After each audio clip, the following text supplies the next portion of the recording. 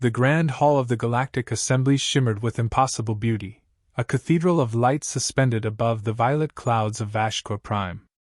Beneath the transparent dome, delegations from 100 species watched as Earth's representatives stood at the central platform. Humanity's flag, a simple blue and white insignia, looked almost modest beside the gilded banners of ancient empires. Ambassador Elias Ward stood straight-backed, his formal black suit tailored with military precision. His face carried the calm composure of a man who negotiated with generals and killers alike. The meeting was supposed to ratify Earth's full membership in the Defense Coalition, a routine formality, except for the sneer carved across General Takervan's scaled face. The Threxian warlord loomed behind his podium, scales glinting under the chamber lights, voice gravelly and cold. "Humanity," he declared, "is a child clutching a sharp blade.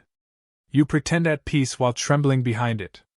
A faint murmur rippled through the crowd, laughter from the reptilian delegations, discomfort from the mammalians.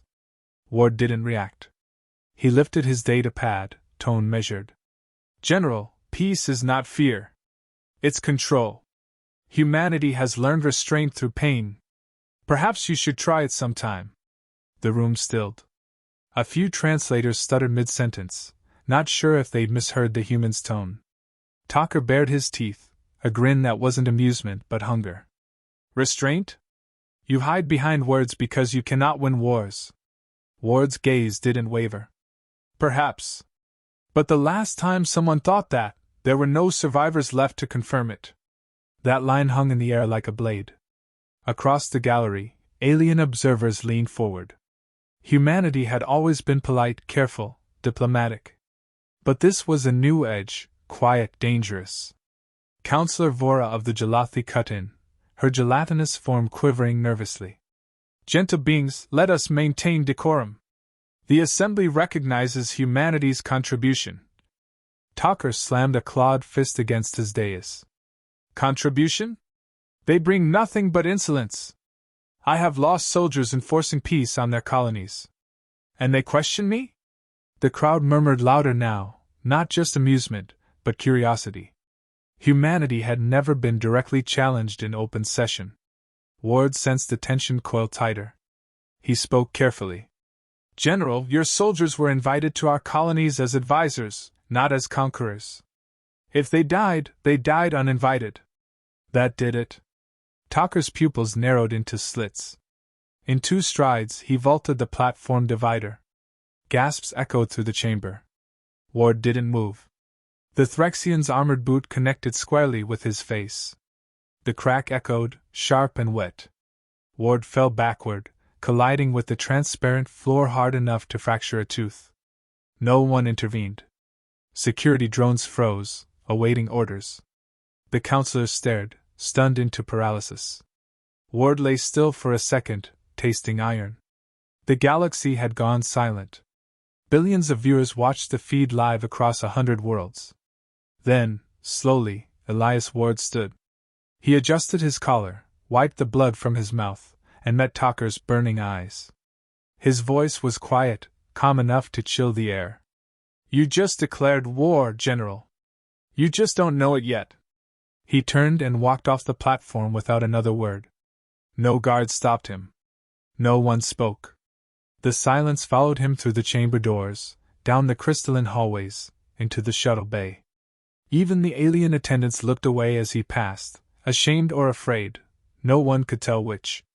When his shuttle lifted off, 1,000 camera drones followed, broadcasting the moment across the stars. The image of the bloody diplomat became the most replayed transmission in galactic history within an hour. On the journey back to Earth, Ward sat in silence, bruised but composed. Outside the viewport, hyperspace stretched like liquid glass. He reviewed the feed once, then deleted it. There was no point replaying humiliation. The message had already been sent. His aide, Lieutenant Mara Inoue, broke the silence. "Sir, are we responding through the Council?" Ward didn't look up. "No. Earth doesn't answer insults with statements." She hesitated. "Then what do we answer with?" Ward's gaze drifted toward the endless void. "Silence. It's always louder." At the Terran High Command in Geneva orbit, the meeting room was windowless and cold. The walls bore no insignia, only a single glowing map of the galaxy. When Ward entered, the assembled officers rose, not out of protocol, but respect. Admiral Sarah Kane, commander of the First Fleet, gestured him to a seat. "Elias," she said quietly. "The broadcast went everywhere. We monitored the reactions. Half the galaxy's laughing." Ward smiled thinly. "Let them." Across the table, General Rafik Mendez leaned forward. "Do we escalate diplomatically? Demand apology? Sanctions?" Ward's answer was a soft chuckle. "You've seen the footage. That wasn't an insult. That was a test. They wanted to know if we still remember how to fight." "And do we?" Mendez asked. Ward's expression hardened. "Better than they can imagine." Admiral Kane nodded once, then tapped a control pad. The map dimmed. Red indicators blinked across it: hidden systems, dormant fleets, orbital platforms buried beneath oceans and moons. "Operation Resolve has been on standby since the Europa Protocol," she said. "Authorization requires unanimous Council vote." Ward looked up. "And the Council?" "Already voted," she replied. 5 minutes after the incident aired. It passed unanimously. Ward exhaled slowly. The weight in the room shifted.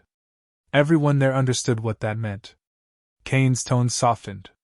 "You understand, Elias, this isn't revenge. It's balance." "I know," he said. "They've mistaken peace for weakness for too long." He rose from his chair, straightening his jacket. "Broadcast nothing. No statements. No threats. Just one transmission to the assembly." "What message?" Kane asked. He turned to the holographic recorder and spoke clearly, every syllable deliberate. "From the Terran Federation to the Galactic Assembly. We acknowledge the incident. We will no longer require representation within the Council. We will no longer send diplomats. We accept surrender." The officers exchanged uneasy glances. Kane's mouth tightened. "You're certain that's the wording?" "Exactly that," Ward replied. "They'll laugh. Let them. Laughter is easier than fear, until it stops." 3 days later, on Vashkor Prime, alien news anchors chuckled as they replayed the message. "We accept surrender," they repeated, mocking Earth's arrogance. Memes flooded galactic networks, portraying humans as delusional primitives. General Talker appeared in interviews, boasting, "The humans bark like cubs behind their walls. When we march, they'll kneel." He never saw the fleet already moving through the void, silent, invisible, patient. Back on Earth, Ambassador Elias Ward stood alone on the balcony of Geneva Orbital Station, watching the sunrise crest over the blue curve of the planet. His reflection stared back at him in the glass, a bruised face, one eye swollen, but calm. Admiral Kane joined him, carrying 2 cups of coffee. "You're becoming a symbol," she said. "Every screen showing that kick." Ward sipped quietly. "Good. Let them remember the start. They'll never see the end." "Do you ever regret leaving the uniform?" Kane asked. He shook his head. "I never left it. I just changed the battlefield." The galaxy laughed for 7 days. Across the stars, news anchors, hollow comedians, and military commentators mocked Earth's arrogance. The phrase, "We accept surrender," became a punchline. In taverns on distant moons, soldiers toasted to the human joke. On the 8th day, the laughter stopped. Far beneath the Pacific Ocean, in a facility that didn't officially exist, the Sol defense grid stirred for the first time in 4 centuries. Pressure doors opened with the thunder of moving oceans. Gigantic vaults lit up in sequence, one after another, revealing fleets that had slept since before most alien empires existed. Rows of AI-controlled dreadnoughts flickered to life, their hulls black as obsidian, absorbing light rather than reflecting it. Human engineers stood by as ancient systems began speaking again in cold, perfect synchronization. "Grid status nominal," the central AI intoned. "Directive Resolve authorized by Terran High Command. Awaiting deployment sequence." Admiral Sarah Kane watched from the control balcony, hands clasped behind her back. Her voice was steady, yet quiet withal. 400 years of peace, she murmured. And they thought we forgot how to build monsters. Next to her, Ambassador Elias Ward stood in silence, the bruises on his face fading into faint scars. Peace was never forgetfulness, he said. It was mercy. She looked at him sharply. You still call it mercy? Ward's eyes didn't leave the fleet below. We could have built ships of glass and gold, symbols of diplomacy. We built these instead. Just in case. Kane gave a grim nod. In case never came. He turned to her. It just did. At the same time, throughout the Sol system, every defense node, orbital cannon, and interceptor grid activated. Civilian communications went dark for a full minute, replaced by a single broadcast. Federation Defense Protocol Alpha initiated. All citizens remain calm. This is a precautionary readiness exercise. But there was no panic. Humanity had always been good at pretending calm. Factories shifted production overnight, silent factories on Luna resumed assembly, and Mars shipyards began churning out frigates under old command codes. Across the void, the Terran First Fleet began to move, 42 vessels under Kane's direct command. They departed in formation from Neptune's shadow, vanishing into quantum slip space like ghosts. No transmissions, no declarations, only silence. In the Galactic Assembly, confusion spread. The Threxian news channel still mocked Earth's pride, but military intelligence began reporting anomalies, missing communication satellites, vanished survey probes, strange bursts of EM radiation near human borders. General Talkerven dismissed it all. Let them hide, he told his officers. The weak scurry before predators. His aide, a younger Threxian named Kor, hesitated. Sir, our border patrols near human colonies have gone silent. Entire flotillas, gone. Talker growled, sharp teeth catching the chamber light. Jamming. Or cowardice. Humans can't possibly. An alert cut through his words. A holoscreen lit up with grainy footage, a Threxian military outpost orbiting a gas giant. For a moment it was peaceful, then the screen bloomed white. When the glare faded, the outpost was gone. No debris. No distress call. Just empty orbit. Kor's voice trembled. That was Outpost Vardar, sir. 50,000 troops. Talker stared at the screen. His claws flexed slowly. Find out what weapon did that. But no weapon could be found. No trace of missile or beam signature. Only the whisper of mass displacement, a weapon that killed sound itself. Back on Earth, the War Council convened again. The lights were dim, the atmosphere precise and controlled. Kane stood before the assembled commanders, projecting the latest strike data. 5 Threxian systems disabled, she reported. No civilian targets. No broadcasts. Our fleets are moving undetected through all known sensor ranges. General Mendez leaned forward. Collateral? 0, Kane said. They can't even confirm it's us. We hit them so fast their satellites think it's cosmic radiation. Ward studied the holomap. Red Threxian systems flickered to black, one by one. They still think we're incapable of war, he said softly. That's why this works. Admiral Kane turned to him. You started this, Elias. You end it. When do we speak? When they start listening, Ward replied. 2 days later, they began to listen. The Threxian capital, a fortress world named Korzal, was surrounded by its fleet, one of the most powerful in the galaxy. No one expected an attack. Their defenses had been unbreached for millennia. At 0300 planetary time, every defensive system blinked off for exactly 12 seconds. In that gap, the Terran stealth cruisers emerged. They fired once, not with explosives, but with data. A weaponized virus leapt through their defense network, turning every automated system against itself. By dawn, Korzal's sky burned. Drones spiraled out of control, defense cannons melted in crossfire, and orbital fortresses began detonating without enemy contact. Human ships were gone before anyone could see them. Across the galaxy, every broadcast froze on a single image, the Threxian capital, burning. Then a calm human voice filled the signal. "This is Admiral Sarah Kane of the Terran Federation. We are not your enemy. But you will treat our people with respect.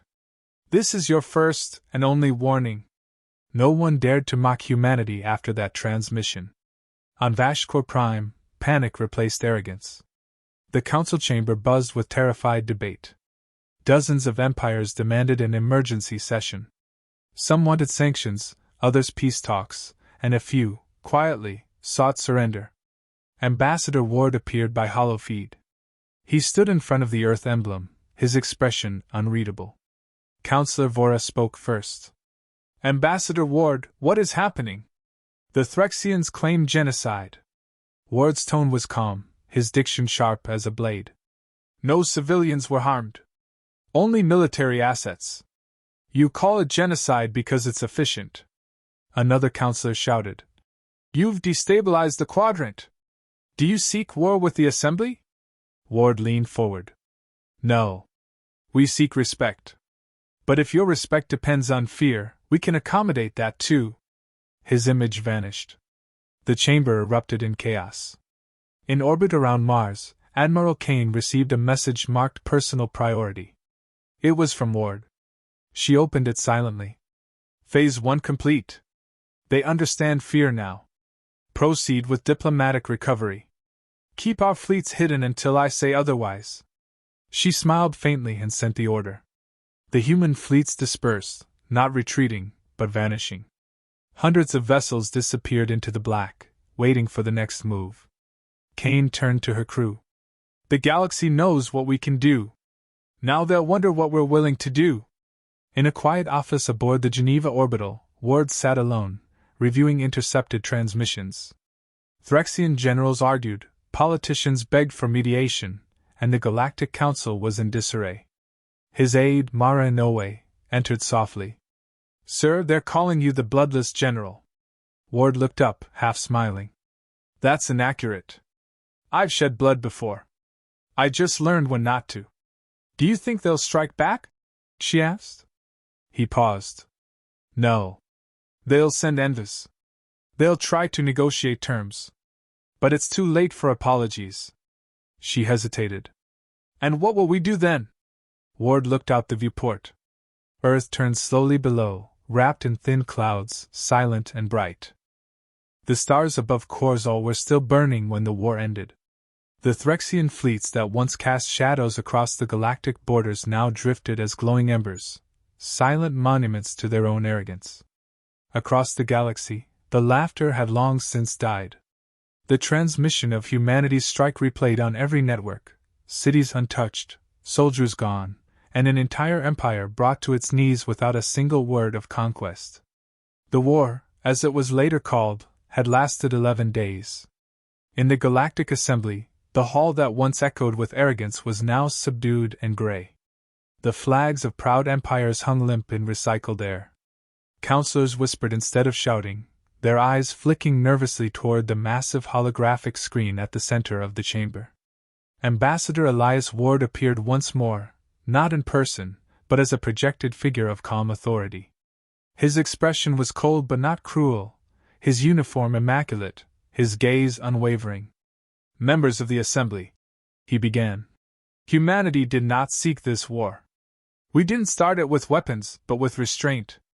The first blow was not ours, but the last always is." A silence followed. No one interrupted. Ward continued, "For centuries, you have mistaken our peace for weakness. You have mistaken our patience for fear. Today you understand the difference. We will not rule you.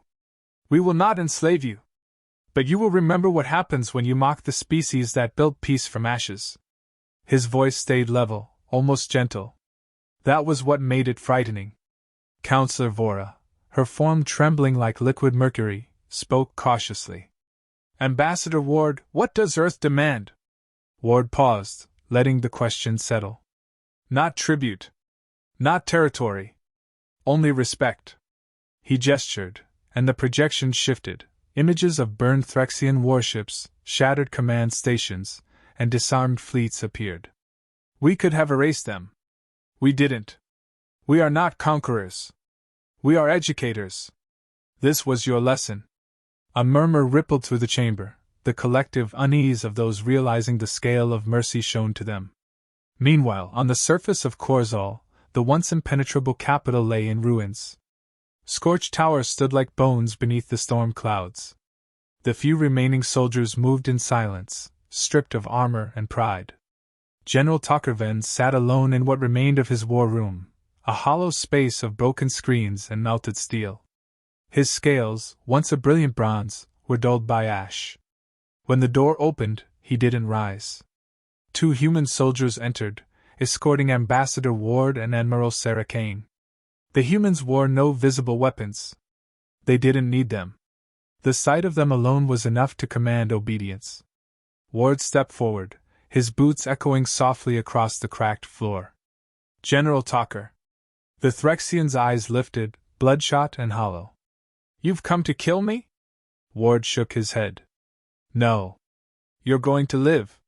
You'll stand before the same council where you kicked me and tell them why your empire fell. Talker's jaw clenched. You humiliated me before the galaxy. Ward leaned closer, voice low and steady. No, General. You did that yourself. Talker's claws curled, but his shoulders sagged. The fury had burned out, leaving only regret. You don't understand strength, human. Ward straightened. On the contrary, General. We understand it perfectly. Strength without wisdom destroys itself. You proved that better than anyone. Admiral Kane watched silently as Ward turned away. On his signal, the soldiers led Talker out. No chains, no violence, just quiet submission. 3 weeks later, the trial began on Vashkor Prime. Billions watched as Talker was brought before the Galactic Assembly. He looked smaller now, diminished not by wounds but by realization. Ward sat across from him as the prosecution's witness. The presiding counselor spoke. General Takerven, you stand accused of provoking interstellar war, violating assembly law, and committing crimes of aggression. How do you plead? Talker's voice was hoarse. Guilty. The word echoed like thunder. Ward studied him, not with hate, but with something colder, understanding. Talker raised his head slightly. Human. Ambassador Ward. I thought your kind were weak. You speak softly. You build slowly. You believe in peace. Ward nodded. We still do. Then why this? Talker demanded. Why annihilate my fleets? Ward's tone never rose. Because sometimes peace requires a reminder. Talker's eyes lowered. And what will you do now? Rule the galaxy with that reminder? Ward looked toward the assembly. No. We'll rebuild it. Properly this time. That same week, Earth submitted a new proposal to the assembly, the Accord of Equals. Its terms were simple. No species may use military force without joint authorization from the assembly. Every civilization, no matter how old or young, holds equal representation. Aggression against diplomats is considered an act of war against all signatories. The vote passed unanimously. No one dared oppose it. Months later, peace returned. The galaxy moved cautiously, aware now of the quiet strength behind humanity's soft-spoken face. Threxian worlds began reconstruction with human aid, not as subjects, but as partners. Admiral Kane stood on the observation deck of the Geneva orbital, watching new diplomatic vessels depart for Threxian space. Elias Ward joined her, his uniform crisp, expression distant. They're rebuilding faster than expected, Kane said. They have to, Ward replied. The universe doesn't forgive stagnation. She turned to him. You ever think about how close we came to ending everything? Ward gave a faint smile. Every day. That's what keeps us from doing it again. She studied him for a moment. You're a diplomat again? Always was, he said. This time, the galaxy finally believes me. A transmission alert blinked. The council wanted him for another session, smaller, calmer, respectful now. Kane watched him prepare to leave. Elias, she said quietly, after everything, do you think they'll ever truly understand us? He paused by the door, glancing back at her. No. But they'll remember. He left without ceremony, his footsteps fading into the hum of the station. That night, he stood alone in his quarters, looking down at Earth. The planet glowed softly against the darkness, blue, fragile, yet unconquered. His reflection stared back from the viewport. The bruise from the kick was gone, but he touched the spot anyway, as if remembering the weight of it. He whispered to the glass, "History begins with an insult. It ends with understanding." Behind him, the comm screen flickered on, a message from the Threxian Provisional Government, requesting human advisors for post-war reconstruction. Ward smiled faintly. "Full circle," he murmured. "Maybe there's hope after all." In orbit above, the Terran fleets began to stand down. The vast dreadnoughts powered off their weapon grids, drifting into silent patrol routes. Drones returned to dock. For the first time in months, the stars over Earth were clear. At midnight, Kane transmitted the final order: deactivate Defense Grid Omega. From orbit, billions watched as the golden lattice of the planetary shield dimmed, one light at a time, until only the blue curve of Earth remained, unguarded yet untouchable. Ward joined her at the command deck. Together, they watched the last beacon fade. "It's strange," she said softly. "After all that power, all that silence, it ends with just quiet."